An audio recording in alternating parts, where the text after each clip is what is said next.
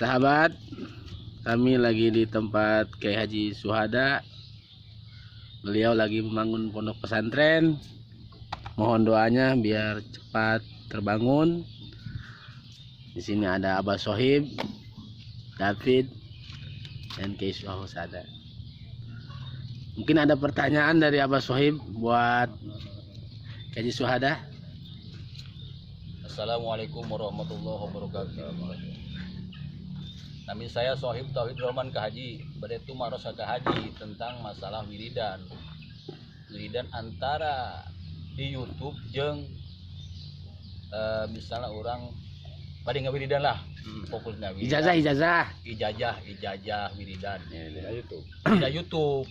Kumaha kira-kira penjelasan Kahaji sebagai ulama besar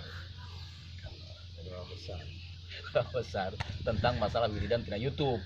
Apakah layak dipakai apa tidak, Haji? Mohon penjelasan dari Haji. Lamun tentang hukum syariat Islam dari manapun itu di asal, ya kita lakukan sesuai konsep. Cuman tidak ada manfaat karena syarat neangan ilmu itu kan ya opat. Hiji neangan gurunan waro. Dalam arti gurunan waro itu gurunan bisa ngamalkeun karena ilmu. Hiji. Kaduana syarat neangan ilmu eta kudu mukim eta qiraatu alal ustad. Bahasa Indonesia, Bah. Di qiraatul kitab dalam arti kita harus piece to piece. Cuman di situ ada jarak mahabbah, jarak cara mencari ilmu kepada seorang guru yang alim harus ada jarak 1 meter 20 cm. Itu syarat. Kita kembalikan, itu syaratnya. Syarat kita mencari guru itu dan belajar ilmu agama itu harus qiraatu alal ustaz. Sedangkan kita cari ilmunya itu dari YouTube. Apakah itu sah? Apakah itu sah? Apakah itu ada pertanggungjawab dari seorang guru? Itu tidak dapat. Kenapa? Syarat qiraatul ustadi itu tidak ada di situ. Cuman melihat sepintas, dan apabila orang yang berguru tanpa ada ustadznya, maka hakikatnya guru belajarnya itu disetan. Walaupun di YouTube, karena tidak ada yang menanggung jawab salah dan benar. Mungkin kaul ulama ada yang memperbolehkan dan ada yang tidak. Kalau orang awam langsung memponis bahwa hukum di YouTube itu langsung benar, itu sangat disalahkan. Makanya zaman sekarang tidak pantas ustadz tiap kampung tiap penjuru, kiai tiap kampung tiap penjuru.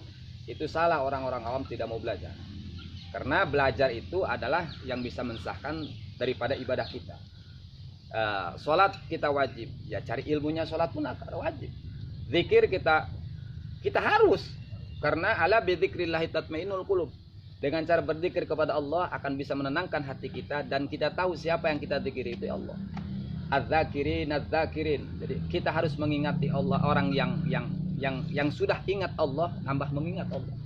Jadi intinya mah belajar dari YouTube itu kurang bagus lah. Kurang bagus karena apa? Karena berbenturan dengan hadis itu. Kita cari guru yang bisa memberikan tausiah ilmu yang manfaat kepada kita, harus piece to piece. Itu syaratnya. Karena kalau tidak piece to piece ya sama saja itu gurunya. Berarti orang eta nyiar ilmu tina YouTube eta berarti orang mahabbah karena YouTube gitunya. Kena. Nah, makanya almar'u min ahabba.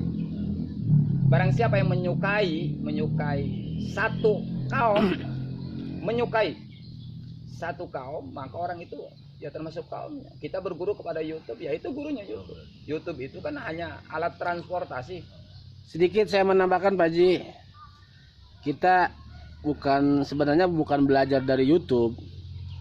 YouTube itu cuman alat untuk menyambungkan kita kepada ulama-ulama.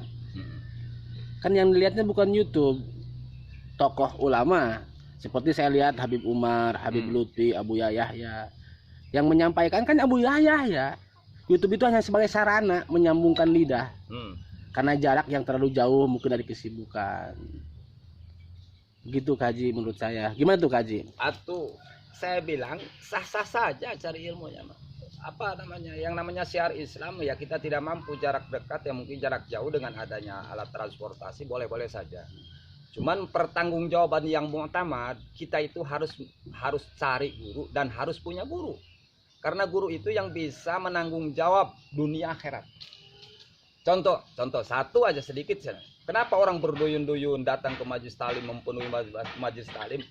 Mereka itu cari ilmu, dan di majelis taklim pun mereka yang ngajinya cuma sebentar doang, tapi mereka sudah dapat predikat orang yang mencari ilmu yang sesuai. Ilmu itu, cari ilmu itu ada dua faktor. Satu, pertama mukim dalam arti santri.